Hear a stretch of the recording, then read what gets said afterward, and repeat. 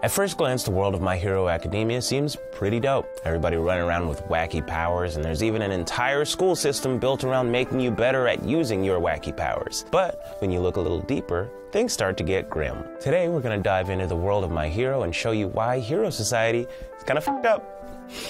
And hey, maybe by the end of this video, you'll be thinking that Stain Guy kind of had a point. Let's start with the origins of the hero system, which we learn about in Vigilantes. Here's the Cliff Notes version. When Quirks were new, a bunch of vigilantes popped up to help rein in the chaos. Rhode Island became the first place to decide these new powers should be regulated, because of course America was the first one to come up with some kind of arbitrary meritocracy. We live in a police state. When the hero system was implemented, there were 189 active vigilantes. Guess how many the new law recognizes heroes?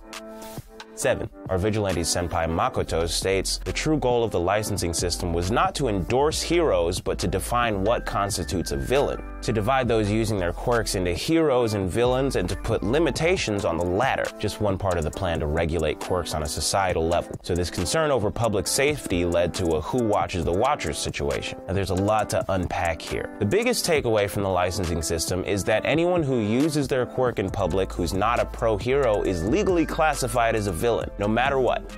End of story.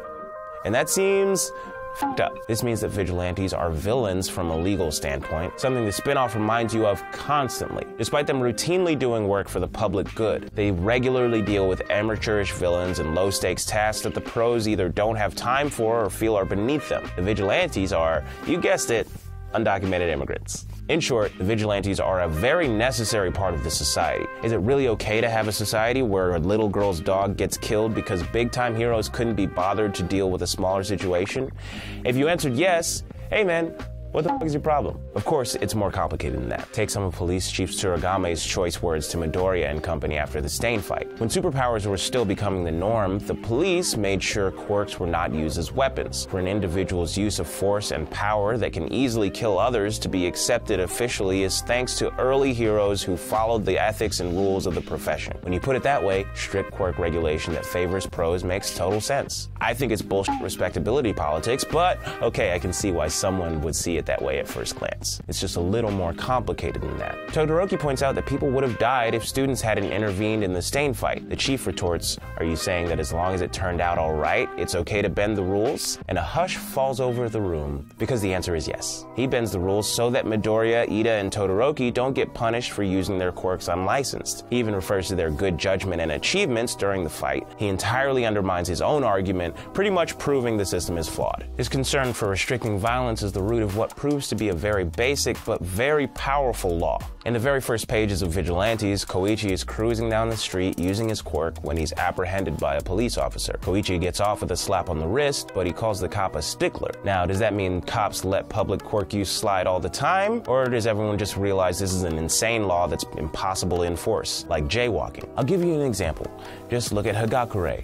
Or think about her, I don't know. She can't stop being invisible, so she kind of uses her quirk on a public street without a license every day. So how does this law apply to her? You can't arrest her for being born invisible and needing to go to the grocery store, although this being an American law, I wouldn't put it past them. Point is, she is technically using her quirk just as Koichi used his. So, is there some legal definition of activating her quirk that helps define what it means to use it? Like if Hagakure chose to walk around naked so that she was completely invisible, would that be what turns this into a criminal offense? Does the public nudity factor make this kind of a bad example in retrospect? I don't have the answers to these questions. We're never told what actually happens if you're punished for using your quirk in this way. We just know that if you're not a licensed hero and you're using your quirk in public, you're legally a villain. How does a licensing system that's so black and white deal with minor quirk misdemeanors? What's the line for a write-up or a punishment? Does something go on your criminal record saying you're a minor villain, making it harder to get a job? Does it affect your right to vote? If this isn't already reminding you of home, let's add an uncomfortable real-world detail to this equation. In America, the police, the people theoretically in charge of enforcing this law, are trash.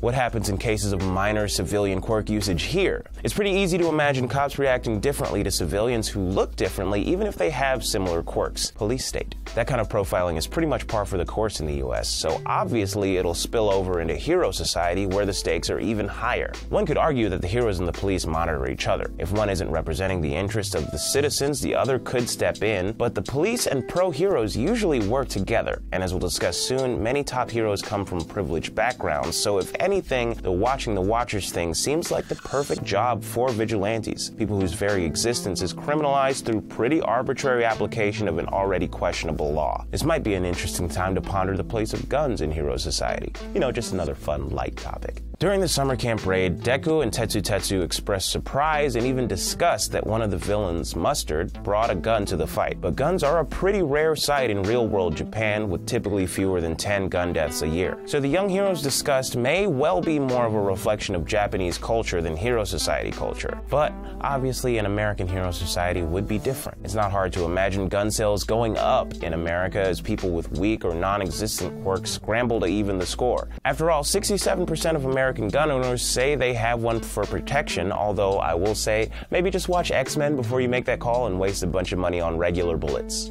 When discussing the hero system's American origins, Makoto mentions that people debated whether quirk regulation infringes upon the right to bear arms and the right to self-determination. So it seems that a large portion of the American populace puts gun ownership and quirk usage under the same umbrella. And that makes things a little messy.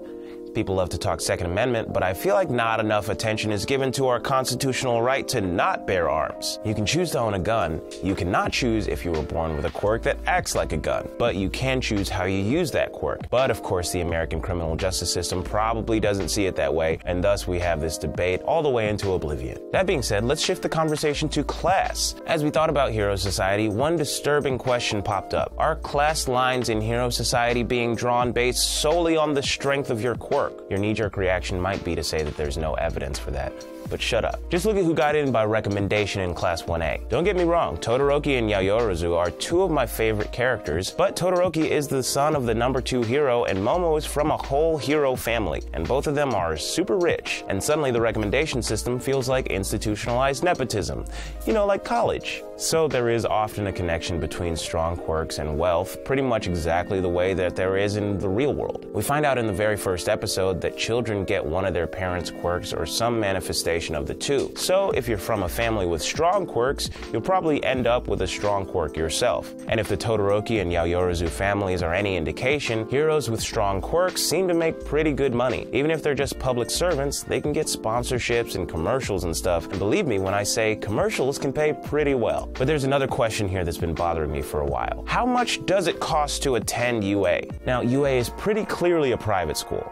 Don't ask me how I know, but you could just feel that if there were black people in Japan, there would still be none at this school. Now, the typical fees associated with attending a private high school in Japan come out to about 870,400 yen for 3 years, or about $7,700. If you're in Kanto, like UA probably is, schools tend to be more expensive. While that doesn't sound too bad by American standards, keep in mind those are not the standards by which you should judge reasonable wealth disparity. The average private high schooler is still expected to spend well over twice as much as a kid in public school. Now, about those American standards, the average cost of a private high school in the US is between $9,800 and $25,100 per year. There are schools that cost up to $62,000 a year. Now, look into your heart and tell me, do you really think an American UA would be on the lower end of that spectrum?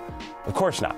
It costs a lot of money to keep Professor X's head that shiny. The problem would be more pronounced in the US, but in both cases, the higher cost of private schooling is bound to dissuade most lower-income families. And because going to a hero academy is a prerequisite for taking the licensing test, this translates to way fewer pro-heroes from lower-income backgrounds than middle or upper-class backgrounds, and because it is illegal to use your quirks without a license, hero society has effectively criminalized poverty. Okay, doesn't really sit well, does it?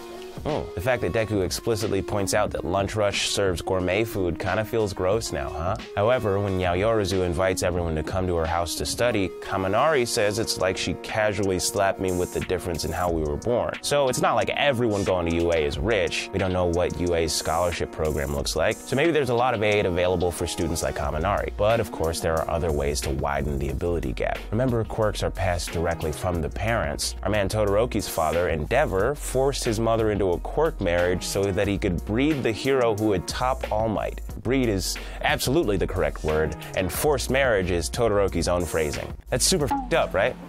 So f***ed up that there is a word for it.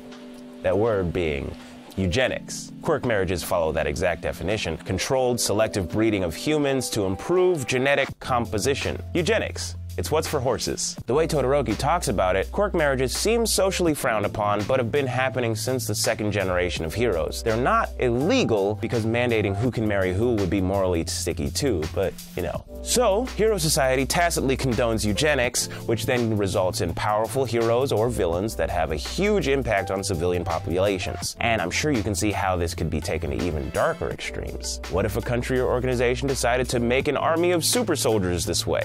Or a basketball league? I don't know. There are more practical ramifications too, even outside of explicitly quirk-based marriages. In current Hero Society, it doesn't appear as those people with strong and weak quirks really interact with one another. Stronger quirks become pro-heroes, maybe police officers, and everyone else just gets the other jobs, I guess. In which case, those with stronger quirks are more likely to have children with one another, same for those with weak quirks. Strong quirks then become concentrated in a higher social and financial strata, and the gap between strong and weak, rich and poor widens even further. One possible exception could be Midoriya's parents. His mom can pull small objects toward her, and his dad breathes fire, or at least he did before he went somewhere. But their son was born quirkless, so I'll leave you on this weak note of hope that in some cases, quirk privilege just doesn't really translate. Want to stick up for the soundness of Hero Society and out yourself as a neo-fascist? Tell us in the comments below. I'm Yedoye, and if you liked what we did here, consider subscribing to GetintheRobot, your anime explainer. Legacy scholarships are affirmative action for the rich.